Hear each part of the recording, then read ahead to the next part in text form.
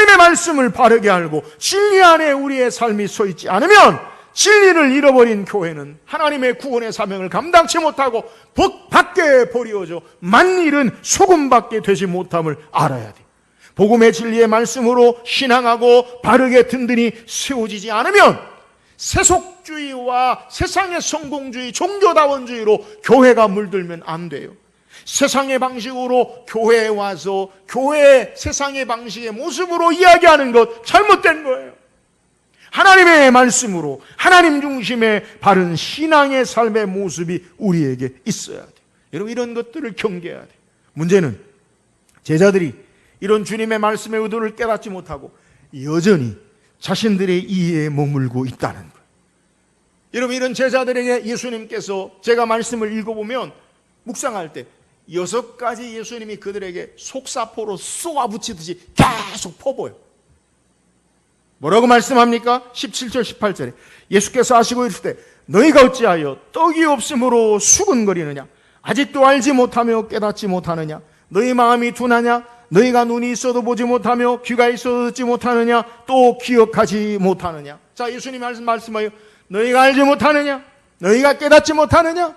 너희 마음이 둔하냐? 눈이 있어도 보지 못하냐? 귀가 있어도 듣지 못하냐? 왜 기억하지 못하냐? 여러분, 예수님이요, 이렇게 말을 한다고 이 시간 우리에게 말씀한다고 생각해 보세요. 그냥 막 아직도 깨닫지 못하네. 마음이 둔하냐? 눈이 있어도 못 보냐?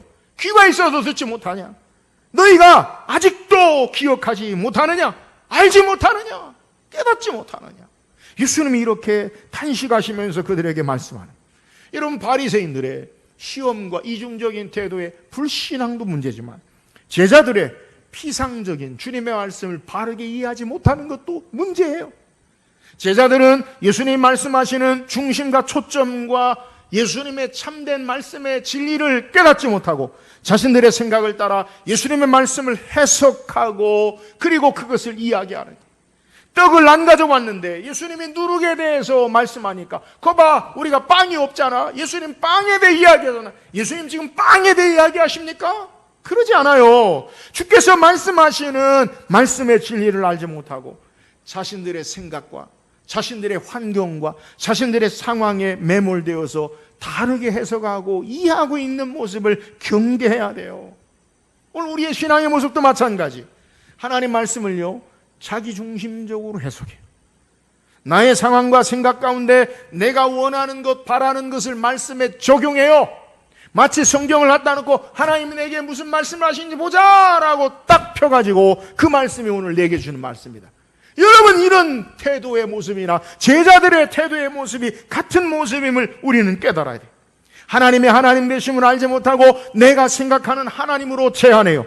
우리가 믿는다고 하는 것이 나의 생각과 수준을 넘지 못하고 여전히 인간의 죄성 깊은 곳에 내 안에 자리 잡고 있는 내가 하나님 되어서 내가 말씀을 판단하고 내가 말씀을 중심해서 내가 원하는 것으로 신앙하려고 하는 오류, 잘못됨을 우리는 버려야 돼. 인간의 자유의지를 따라 우리는 하나님을 섬기고 하나님을 기쁘시게 하고 말씀에 순종하는 데 사용하는 자유를 내가 스스로 하나님 되어서 법이 되어서 자기 마음대로 해석하고 자율과 방종으로 나가는 타락의 본성의 모습으로 나가는, 예수님 말씀하시는 내용이 뭐예요? 오늘 19절 20절에 내가 떡 5개를 5,000명에 떼어줄 때 조각 몇 바구니를 거두었더냐? 이르되 12린이다.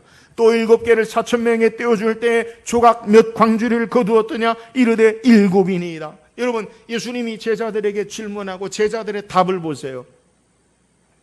예수님이 질문하는 의도가 뭘까요? 단순히 5,000명을 먹이고 12광주리를 남긴 것 대답을 요구할까요?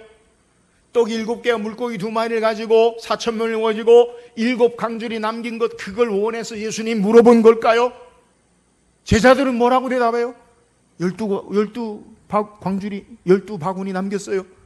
7광주리 남겼어요. 여러분, 이게 제자들의 바른 대답일까요? 바른 대답이라면 예수님이 그들의 대답에 대해서 더 말하지 않겠죠. 근데 오늘 성경은 그들의 대답에 대해서 예수님 뭐라 말씀합니까? 21절에 예수님이 말씀하시길 이르시되 아직도 깨닫지 못하느냐 하시니라. 여러분, 예수님이 말하는 질문의 의도와 제자들의 답이요, 예수님 말씀하는 답이 아니라는 거예요.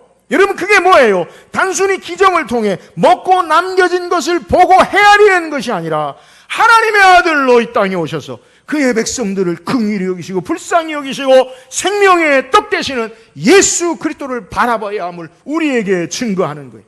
삶의 문제에 떡이 있고 없고의 문제가 되는 것이 아니라 예수님이 우리의 참된 생명의 구주 되심을 바르게 알고 주님을 믿고 신앙하고 깨닫기를 원하시는 것을 우리에게 소개하고 있는 제자들의 잘못된 문제와 이해가 뭡니까? 여전히 떡만 바라보고요, 여전히 기적에만 머물러 있다는 거예요. 능력과 기적을 넘어 예수님이 누구신지를 바르게 깨닫고 신앙해야 하는데 기적 자체에만 머물러서 떡만 헤아리고 세고 있는 것이 문제예요. 사랑하는 여러분, 우리의 신앙의 모습도 주님을 참되게 믿고 신앙하는데 나아가지 못하고 주님의 능력만 바라보고 머물러 있지 않는지 우리의 신앙을 점검해야 돼요. 주님은 보지 아니하고 예수 그리스도 그분을 바르게 알지 못하고 주께서 행하시는 일들에만 그것에 내 삶에 매몰되어서 그것만 세고 있는 모습, 그것은요 아무 의미가 없어요. 여러분, 아무리 놀라운 능력과 기적을 행할지라도 그 능력과 기적을 통해 깨달음과 믿음으로 나아가지 않으면 아무 소용이 없어요. 복음서에 수많은 사람들이 기적을 맛보고도 예수님이 십자가에 달릴 때 뭐라 이야기합니까? 십자가에 못 박아라, 십자가에 못 박아라 외치지 않아요. 여러분, 보리떡 5개 물고기 2마리를 5,000명을 먹이신 기적을 체험하고 예수님이 행하신 놀라운 죽은 자를 살리는 하나님의 능력 역사를 경험하고 바라본다 할지라도 주님이 어떤 분이신지를 바로 알고 깨닫고 믿음으로 나가지 않으면 여러분 아무 의미가 없어요. 그래서 예수님은 많은 사람들의 인기와 환호와 열광을 기뻐하지 아니하시고 거절하시잖아요. 사람들이 예수님을 따르고 임금 삼으려는 것을 거절하시잖아요. 사람들에게 예수님이 행하신 기적 역사를 알리지 말라고 말씀하시잖아요. 왜요? 잘못된 오해와 바른 믿음으로 주님을 알지 못하는 것은 아무 유익이 없기 때문에 그런 거예요. 오늘 우리 주님은 사람들의 인기와 열광과 환호를 기뻐하지 아니하시고 주님을 바르게 신앙하고 고백하고 믿고 따르는 제자를 요구하셔요. 아무리 세상에 놀랄 만한 능력의 역사가 나타나도 예수님이 누구신지를 바로 알고 깨달아 참된 믿음으로 주님 앞에 나가지 않으면 아무 유익이 없음을 알아야 돼요. 수만 명이 수천 명이 모인다 할지라도 놀라운 일들이 벌어진다 할지라도 예수 그리스도가 중심이 되지 않으면 아무 의미가 없어요. 사랑하는 여러분, 이것이 성경이 우리에게 말하는 거예요. 오늘 우리가 예수님을 바르게 믿고 깨닫고 알고 신앙해야 돼요. 예수님을 알아야 돼요. 하나님을 더욱더 깊이 체험하고 알아야 돼요. 신앙의 목표가 뭡니까? 신앙의 목표는 나의 성공과 확신과 나의 삶의 문제가 해결되는 게 아니라 예수 그리스도 그분이 나의 신앙의 목표가 돼야 돼요. 주님을 바로 알고 나의 주 나의 하나님으로 주님을 모시고 신앙하는 자의 삶을 살아야 돼요. 그는 창조주 능력에 전능하신 하나님이요 우리의 죄를 담당하시고 십자가에 죽으시고 3일 만에 다시 살아나셔서 오늘도 하나님 보좌 우편에서 우리를 위해 간구하시고 우리를 하나님의 거룩한 백성 자녀로 우리의 삶을 이끄시고 인도하셔요. 때로는 그 여정 가운데 우리에게 불편이 있고요, 고난이 있고요, 어려움이 있을 수 있어요. 그러나 사망의 음침한 골짜기로 다닐지라도 주께서 나와 함께 하십니다. 할렐루야. 주님은 여전히 우리와 함께 하십니다. 푸른 주장 쉴만한 물가로 인도하실 때도 주님은 우리의 선한 목자 되시고요, 사망의 음침한 골짜기로 다녀도 주님은 우리의 선한 목자가 되세요. 여러분, 이 주님을 바르게 믿고 신앙하는 것, 이것이 바로 우리에게 요구하시는 참된 제자의 깨달음이요 믿음의 모습임을 우리에게 소개해요. 사랑하는 여러분, 이 주님을 바르게 믿고 깨닫고 신앙하는 저와 여러분 되기를 주의 이름으로 축원합니다. 오늘 우리는 어떤 표적 보기를 원하세요?